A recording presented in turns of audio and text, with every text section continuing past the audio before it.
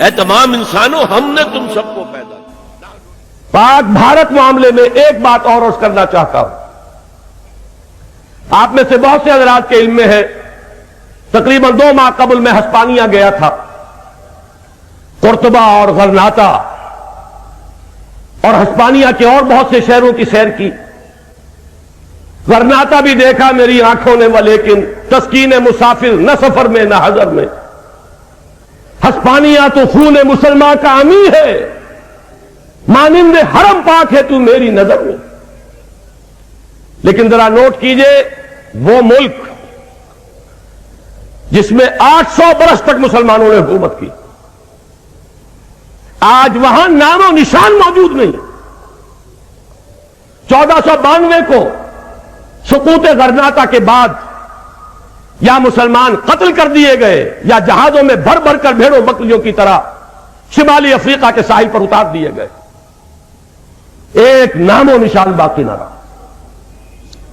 میں آپ سے عرض کر دوں، میں تفصیل سے عرض کر چکا ہوں جب وہاں سے واپس آیا تھا، اور ندا میں وہ میری تقریریں شائع ہو چکی ہیں۔ غرناطہ جس طرح ہسپانیہ میں آخری حصار تھا مسلمانوں کا، یہ بر عظیم پاک و ہند جس پر 1000 برس حکومت کی تھی، اب اس میں آخری حصار یہ پاکستان ہے۔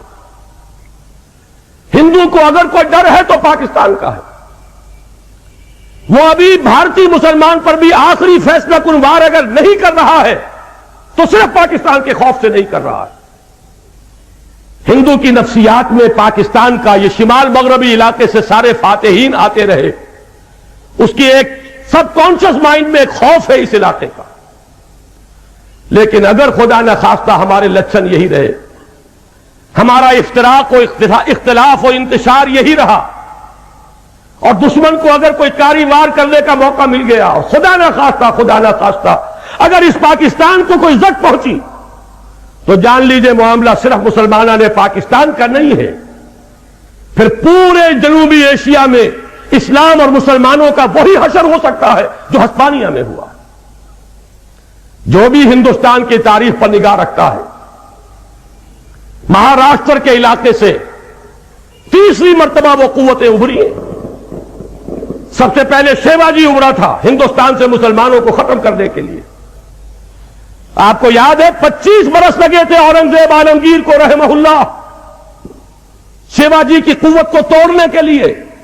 شہنشاہ ہند پورے 25 برس جنوبی ہند کے اندر مصروف پیکار رہا، دہلی آنا نصیب نہیں ہوا، وہی دفن ہوا ہے۔ لیکن قوت پھر بھی پوری طرح ٹوٹی نہیں۔ اورنگزیب کی وفات کے کل 20 صدی بعد پھر وہ طوفان اٹھا اسی علاقے سے۔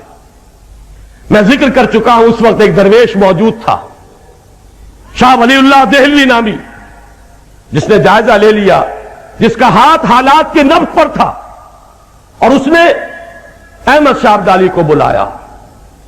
پانی پت کی تیسری جنگ میں مرہٹہ قوت کی کمر ٹوٹ گئی۔ اس کے بعد نوٹ کیجئے، وہی علاقہ ہے جہاں RSS قائم ہوئی، وہی علاقہ ہے جہاں شیو سینا ہے، وہی علاقہ ہے جہاں سے قیادت BJP کی، وہی علاقہ ہے جہاں سے وشوا ہندو پریشد کی قیادت ہے، اور وہی علاقہ ہے جو قیادت کر رہا ہے اس تحریک کی کہ اس جنوبی ایشیا سے اسلام اور مسلمانوں کو ختم کر دیا۔ اگر خدا نہ خواستہ، میں نے جیسا کہ عرض کیا تھا، بھارت کا مسلمان اب اس سے شکوہ کرنا بیجا ہے۔ وہ تو ہم پر حجت قائم کر چکا، اس نے پاکستان بنوانے میں حصہ لیا، اور اس جرم کی سزا وہ ابھی تک بھگت رہا ہے۔